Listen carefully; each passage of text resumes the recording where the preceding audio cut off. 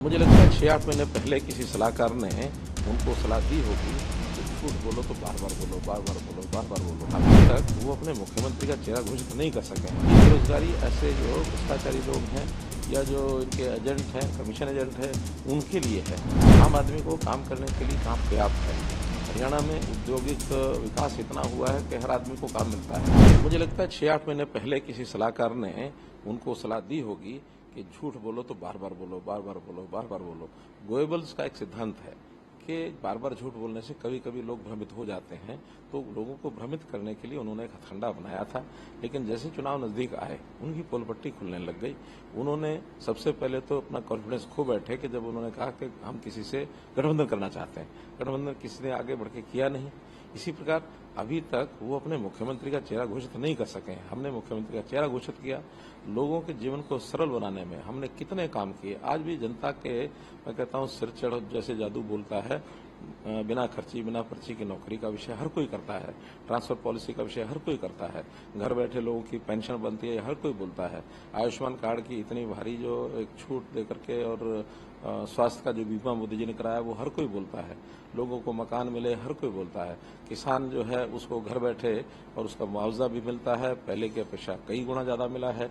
उनकी फसल का दाम घर बैठे मिलता है। 24 फसलें हम एमएसपी पर खरीद रहे हैं। कितने ही विषय बताए जा सकते हैं।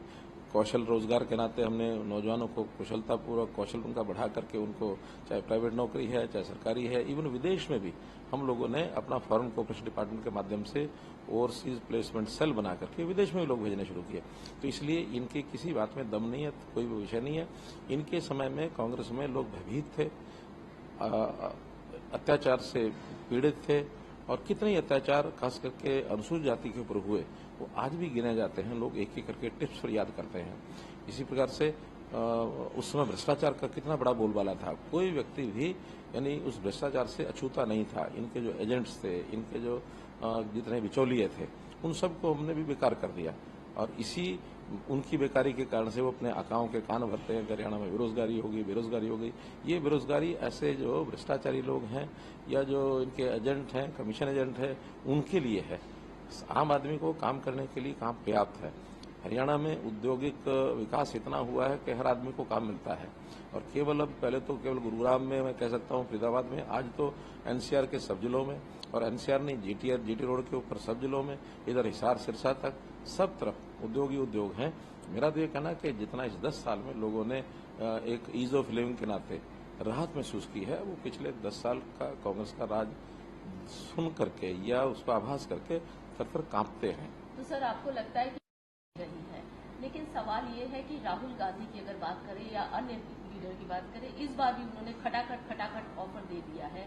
हिमाचल में भी हमने देखा, कर्नाटका में भी देखा, और कहीं ना कहीं वो ऑफर वोट में, उत्तर प्रदेश में भी कहीं ना कहीं वोट में तब्दील हो। आपको लगता है हरियाणा में भी ऐसा कुछ होने वाला है? जब एक आध जगह इनको वोट में तब्दील होते दिखा, उसके बाद जिस प्रकार से इन्होंने यानी बैक एंट्री की है, जिस प्रकार से इन्होंने अपने आप को पीछे हाथ पैर खींचे हैं, वो भी जनता को दिखता है।